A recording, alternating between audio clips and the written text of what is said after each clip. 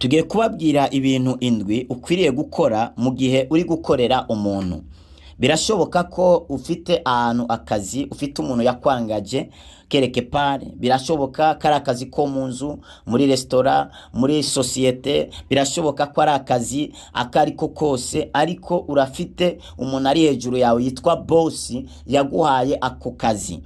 Hari ibintu indwi ukwiriye gukora mu gihe uri gukorera umuntu, kandi bino bintu indwi ukwiriye gukora ni ibintu bishobora kwagura ubuzima bwawe, ni ibintu bishobora kuzana impinduka mu buzima bwawe bwa none ndetse n'ubuzima bwawe bwa kazoza. Ni imbuto nziza indwi ukwiriye kubiba zishobora kuzana impinduka mu buzima bwawe, bishobora no kukuzanira kuduga k'umushahara kwawe, bishobora no kukuzanira akandi kazi keza gusumba ko uzaba uriko, bishobora gutuma umushahara wawe uduga, bishobora gutuma umubosi ukorera anaguhindurira n'akazi, anakwishimira, anaguha n'amafaranga arenze ayo mushobora kuba mwarumvikanye. Ni ibintu indwi ukwiriye gukora mu gihe uri gukorera umuntu uwo ari we wese. Nagomba kandi kubibutsa, dugiye muri Bibiliya baratubwira ko igihe turiko dukorera abantu tudakwiye kubakorera nk'abakorera abantu, ariko dukwiye kubakorera nk'abakorera data wo mu ijuru, kandi ari we azobasha kuduha impera zikomeye cyane. Imana idutabare cyane. Ugiye gusoma Abanyefeso 6:5 havuga ngo bagurano mwumvire bashobuja ngo bo ku mubiri nk'uko mwumvira Kristo, mububashe muhinda agashitsi, mutagira ubupfunya mu mitima yanyu. Aha bavuze ngo bagurano mwumvire bashobuja. Baratubwiye ikintu cya mbere, bakozi. Aha bavuze abagurano, ntabwo bavuze abakozi b'Imana bavuga ubutumwa, oya, bavuze abagurano, abakozi bakora mu masosiyete, bakora mu bisata bitandukanye. Bavuze ngo rero bagurano mwumvire bashobuja abo ku mubiri, ubumvire ikintu umubosi wavuze cumvire gikore, ngo mubumvire ngo nkuko mwumvira Kristo. Ibi bintu birakomeye. Ukwiriye kumvira umubosi wawe nka kurya wumvira Kristo. Nimba Yesu avuze ikintu wocu ugikora ako kanya, nimba Yesu avuze ikintu wocu uhagarika ibintu byose uri kurakora ugaca ugikora. Bavuze ngo ngaba ariko wumvira n'urya mukoresha wawe, ngo kandi mububashe mukinda agashitsi. Umubosi wawe ukwiriye kumwubaha kandi ngo ukinda agashitsi, mwani majambo ujugumira ufise n'ubwoba, ngo kandi mutagira ubupfunya mu mitima yanyu. No gutagira ubupfunya, kutagira ubupfunya no kugirana, no gukora ikintu utagikunze, no gukora ikintu mugabo ukagikoresha ingufu nkeya paraporo y'ingufu wari gukoresha ico kintu. Kugira ubupfunya ni ikintu wari gukora amasaha 3 mugabo ukagikora amasaha 6. Ni ukuvuga abantu uri kurakora nabi. Umurongo wa 6 ngo nimubakorere bakibahagarikiye ngo nk'abanezereza abantu, ngo ariko mubakorere nk'abagurano ba Kristo, mukora ivy'Imana igomba bivuye ku mutima. Bavuze ngo nimubakorere neza bakibahagarikiye hejuru. Hari umuntu akora neza kubera boss amubona, hari umuntu akora neza kubera umukoresha amubona, reka nkore neza, reka ndamunezereze. No, ngo nimubakorere neza bakibahagarikiye ngo nk'abantu bashaka kunezereza abantu. Bwa bundi akazi uri kurakora nukwiriye gukora nk'ugomba kunezereza gusa uyo mubosi, ahubwo urakwiriye gukora nk'ugomba kunezereza Imana yo mu ijuru, ngo kubera ko iyo Mana yo mu ijuru izagwa impera irengeye iyo uwo mukoresha wawe. Ibi bintu ngiye kuvuga nubikorera ko nukuri bizaguhesha impera zikomeye cyane mu bwami bwo mu ijuru. Reka nshake mvuge kino kintu, abantu mukorera abantu buriya naco ni igikorwa cy'Imana. Ako kazi uri kurakora naco ni igikorwa cy'Imana. Niyo mpamvu udakwiriye gushiramo ubupfunya, udakwiriye gushiramo intege nke. Gukorera umuntu naco ni igikorwa cy'Imana. Ukorera mu ibotiki, ukora akazi ko mu nzu, ni igikorwa cy'Imana. Birivuga ngo nutawe umwizigirwa muri bike ntuzagirwa kuba umwizigirwa muri byinshi. Benshi muri ica amashanse ababosi bari babafitiye yo kubunguruza mu yandi masosiyete mu bundi buzi bwiza, kubera intege nke zanyu mushyira mu kazi, kubera mutari abizigirwa, kubera mutabumvira mutabuba. Ariko uno munsi nabazaniye ibanga, amabanga indwi wakoreraho igihe uri kurakorera umuntu, kandi bikazana impinduka ikomeye hejuru ubuzima bwawe. Ikintu cya mbere, ubaha umukoresha wawe. Ubaha umukoresha wawe, umvira bosi wawe, ha agaciro bosi wawe. Bosi wawe niyakumenyera ntuze umumenyere. Ndasubiyemo, icyambere, ubaha umukoresha wawe. umvira bosi wawe, ha agaciro bosi wawe, kandi bosi wawe niyakumenyera ntuze umumenyere. Hari abantu bamenyera aba bosi, kubera bosi wawe mumenyeranye, ugashaka gukinira imbere yiwe, ugashaka kumusetsa, ugashaka kwigira umuntu wa danje. Ntumenyere umubosi wawe, ntumenyere umubosi wawe. Mumenyane ariko ntuze wigere umumenyera.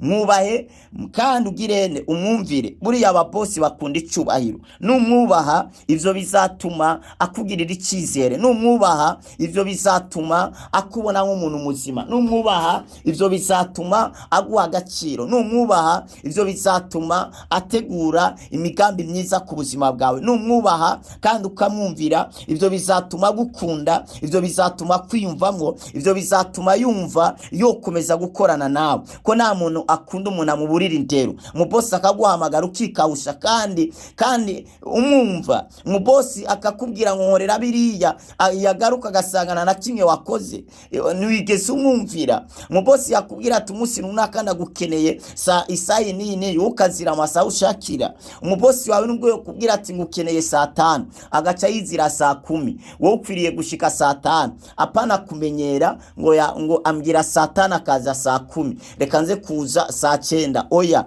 kwiriye kuziya saa yakubwiye wirigwe harya. Arashobora no kuba ari karagutestinga arebe kumwumvira. Icya kabiri, kora neza ivyo ushinzwe. Kora neza ivyo ushinzwe. Hari ibikorwa ushinzwe, hari ibikorwa wahawe, hari akazi wahawe gukora, hari sosiyete winjijwemwo, hari ahantu washizwe kugira ngo ukore. Kora neza ivyo ushinzwe, bikore neza gusumba. Kora neza bakubona canke batakubona. Kora neza ivyo ushinzwe. Kora neza muri kajya kazi, kora neza muri rya sosiyete, kora neza ku kazi wahawe. Kora neza bakubona canke batakubona. Kora neza uwo mubosi wawe ahari canke atahari. Imana ibwira Kayini ngo nukora neza uzakwemerwa. Aho ni mugihe Kayini yaratanze ikimazi, Imana ntiyacemera, Imana ntiyacakira, ariko yakira ikimazi ca Abeli. Imana ibwira Kayini ati kora neza uzakwemerwa. Muri kajya kazi ufise, muri rya sosiyete turimwo, nutakora neza ntuzakwemerwa. Nukuri nutakora neza ntuzakwemerwa, n'umushahara wawe ntuzaduga, ahubwo bizarangira n'akazi ukirukanywemwo. Nukora nabi akazi bazakwirukana, nukora nabi na mpimbu uzayirya, nukora nabi n'umushahara ntuzawubona. Ariko gukora neza ivyo ushinzwe, bikore neza gusumba. Kora neza bakubona canke batakubona. Ivyo bizatuma umushahara wawe uduga. Kandi ikindi naco nobabwira nuko iyo turiko dukorera abandi bantu tuba turiko turabiba. Ejo natwe Imana isahindura ubuzima bwacu buduze, natwe tuba ababosi, natwe tuba abakoresha babandi bantu. Igihe utabaye umwizigirwa mu gukorera abandi, nawe abakozi bawe nibaza babizigirwa mu kugukorera. Igihe wakorera abandi utubashe umubosi wawe ngo umwumvire, nawe abakozi bawe nibazokubaha, nibazokumvira. Niyo mpamvu ibikorwa dukora iyo turi gukorera abandi tuba turiko turabiba. Birivuga ngo ingero ugereramwo abandi niyo nawe bazakugereramo. Icya gatatu, korana umwete ivyo ukora byose. Bikorane iki? Bikorane umwete.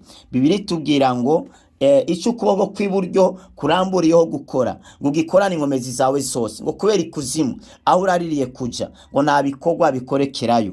Korana igikorwa cyawe cyose, inkomezi zawe zose. Korana umwete ivyo ukora byose. Buriya umwete urakomeye. Umukozi w'umunyamwete arakundwa, n'umushahara wiwe uraduzwa. Umukozi w'umunyamwete akora ibintu abandi bakora iminsi 3, wakabikorera umunsi umwe kubera uwo mwete wiwe. Ivyo bigatuma bose amukunda, avuga atakaza ariko arakora kahora gakora abantu 3, kahora gakora abantu 3, none we ari wenyine ariko arabikora. Ivyo bizatuma kwigumizaho aduza umushahara wawe. Bibiri tubwira ko Yosefu agira igikundira imbere ya Potifari. Bibiri ivuga ngo Yosefu aja kurima ahantu murima abantu bahora bimbura imifuko 100, wahimbura imifuko 1000. Potifari abibonye arumigwa, aramubaza ati mbwira ivyo bintu wabyimbuye hehe? Wabyimbuye muri urya murima cyangwa wabyimbuye mu mirima yose? Aramubwira ati nyakubahwa, nabyimbuye muri urya murima gusa, indi mirima ntabwo ndayikoraho. Atangura kwibaza, none ko abandi bahora bampa imifuko 100, bigenze gute kugira uyu ame imifuko 1000? Birashoboka ko bamwe bamwibaga, birashoboka ko abandi batagirane batateragira imbuto zikwiye, ahubwo bazinyereza bakaja guteragira imirima yabo. Ariko Yosefu aba umwizigirwa, birivuga ngo agira n'ikiganza ciza c'Imana kiba hejuru ye, kica gituma ivyo akora bitera bija imbere. Potifari abibonye aca aramuduza, amugira umushefu w'abandi bakozi, amushyira hejuru kubera ko yabonye umwete wa Yosefu. Nugira umwete uzahindurirwa akazi, nugira umwete umushahara uzoduga, nugira umwete uzagirwa umushefu w'abandi bantu. Bibiri irakomeza, umunyabwenge Salomo aratubwira ngo nimubona umuntu w'umunyamwete mu bintu ariko arakora, ngo uyo muntu muzamurebere hariya, ngo kubera uwo muntu nazakorera abantu ba Nyarucari, ngo umuntu azakorera abami. Shira umwete mu bintu uri kurakora. Ale barazuva, bavuze ngo nubona umuntu w'umunyamwete mu byo akora, ngo nazakorera abantu bo hasi, ngo azakorera abami. Icakane, ba umwizigirwa muri vyose. Irinda kugira akaboko karekare, gira akaboko kagufi. Ba umwizigirwa.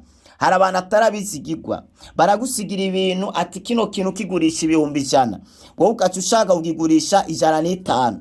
Ibintu bikadindira mu botike, ibintu bikadindira muri societe, bakaguha imizigo ngo ugende kudandaza ukayigarukana. Ntuyigarukanye kubera wabuze umukiriya, ahubwo ni kubera wabuze ayo hejuru yiwawe. We nuri umwizigirwa, bagusigiye ibintu kugira ngo ubashe kubicunga neza, ariko wewe uri umusuma, uri umubandi, uriba, hagukora neza wewe ahubwo uriba. Ni byiza kuba umwizigirwa, kutagira akaboko karekare, apana kwiba umubosi wawe. Ejo bazagufata uje mu gasho, akazi gahere kandi kari gatunze umuryango wawe, kari kakubeshejeho, wari kurakaronka mu kiriya na kiriya. Ba umwizigirwa muri ako kazi kawe. Hari umuhungu umwe nigeze guhanura, ndamubwira ati muhungu, umubosi wawe yarakubahishije nibyo, murasangira ku meza, urumva ico cubahiro nako gaciro, abana biwe murakina, tariko hari uburyo nabonye uri kurakinamwe n'abana biwe atari byiza. Ndamubwira ati wikina n'abana b'abosi, we uri umukozi, icakuzanye hano n'akazi, ntabwo wazanywe no kuryamana nabo. Arambwira ngo reka noneho karibwo ko banyikundira, none ngire. Ndamubwira ati nubwo bogukunda bakagusaba ibintu biri kontrere y'ijambo ry'Imana, hagarara mu kazi kawe, bumbwa n'akazi kawe. Ejo nubirenga ibindi ko nkubwira, ejo uzisanga mu mpimba. Après iminsi mikeya ndamubwiye ivyo bintu, baza gusanga aryamanye na wa mwana, umwana mutoya cyane w'imyaka 12. Murazi ibintu byaciye biba, baciye bamufunga. Uno musare mu mpimba yakatuye imyaka 25, arashize imyaka ingahe ari yari, kubera iki? Atigeze yumvira abana babo. Hari abantu rero bashika mu kazi bakananirwa gukora icyabazanye, ahubwo bagashaka gukora ibindi. Mu bosi yagusigiye akazi ugaca wigira kuri telefone, bagusigiye ivyo gukora ugaca wigendera kuyerera, nta na kimwe wakoze. Ejo mu bosi azagutera surprise, atahe mu rugo cyangwa aze mu kazi asanga utahari, asanga wibereye mu bindi bintu by'iwawe. Nubwo uzowagiye gatoya, nubwo azoba ari gambere utembereye, urashobora kuzabura akazi. Ba umwizigirwa muri vyose. Icya gatanu, tonda kare, irinda gutaha kare. Ndasubiyemwo, tonda kare kandi wirinde no gutaha kare utarangije umwanya wawe n'ibikorwa byawe. Abakozi no munsi dufise muri leta no masosiyete atandukanye baragwanira gutonda kare, bakagwanira no gutaha barangije. Nivyo ari abatonda kare, nivyo kandi baganataha ku mwanya washinzwe. Mugabo rero bashitse mu kazi kabo ntibakora ico bategereza gukora. Amasosiyete menshi, ubuzi bwinshi bwa leta buricwa n'abakozi, aho ushobora kugenda umukozi wa leta kanagutuka uri umukiriya, wajanye amahera muri obeyeri mugabo akagutuka.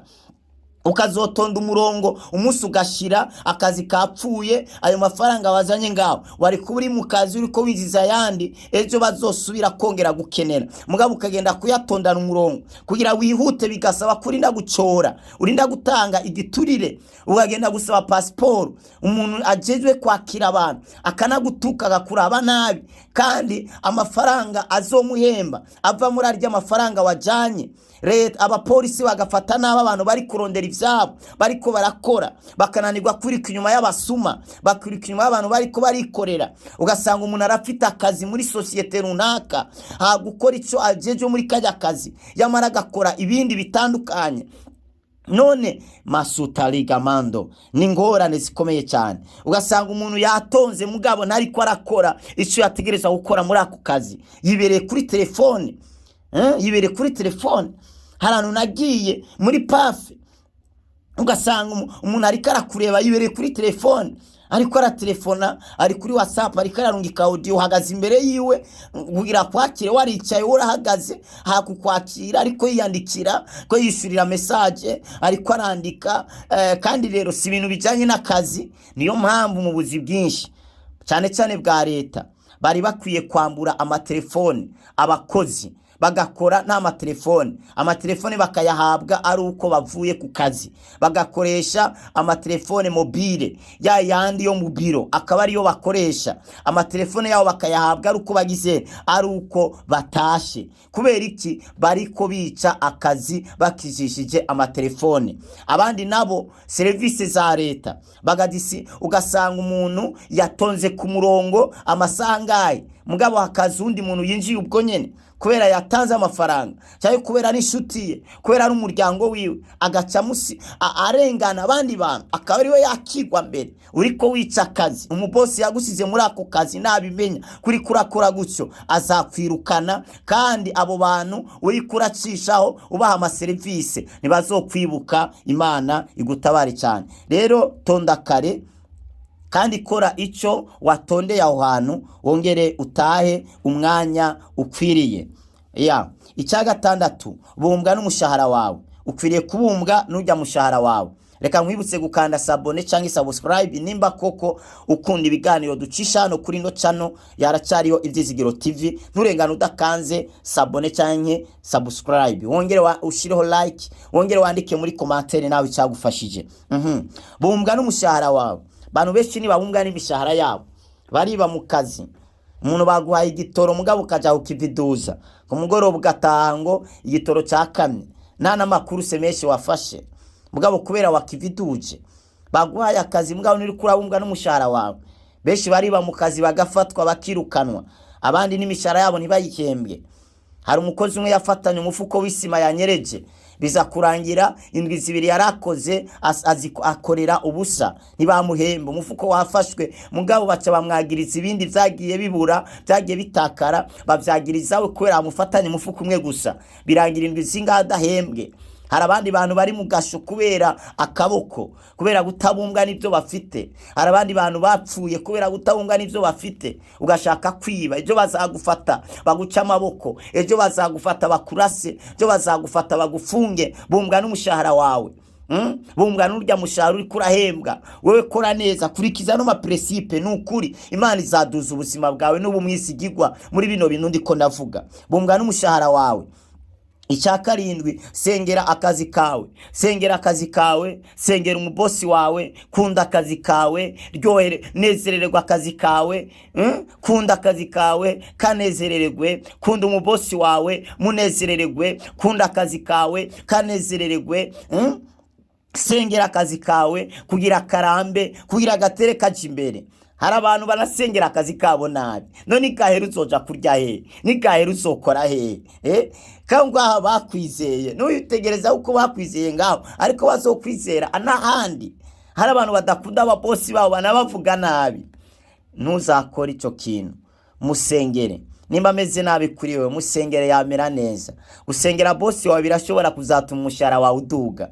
Gusengera akazi kawe birashobora kuzokugumiza muri ako kazi mbere bigatuma gatera imbere. n'amasosiyete angahe yatanguye ariko birangira ayo masosiyete afutitse atakivugwa, kandi ni kubera abakozi muyakoramwo muragenda mwebwe mugwanira inyungu zanyu. Yego nivyo buri muntu wese mu kazi aba ariko nyene agwanira inyungu ziwe, ariko kandi uri harya kugira ugwanira inyungu zawe, ariko kandi wongera ugwanira inyungu zujya mu bosi wawe, kubera nataronka inyungu azokwirukana, azohagarika iyo business, azohagarika iyo societe. Niyo mpamvu ukwiye kugwanira inyungu zawe n'inyungu zujya mu bosi wawe. Imana iguhezagire cyane. Nivyo bintu ndwi ukwiriye kubahiriza. Ikintu ca mbere, ubaha umukoresha wawe, umvira bosi wawe, hagaciro bosi wawe.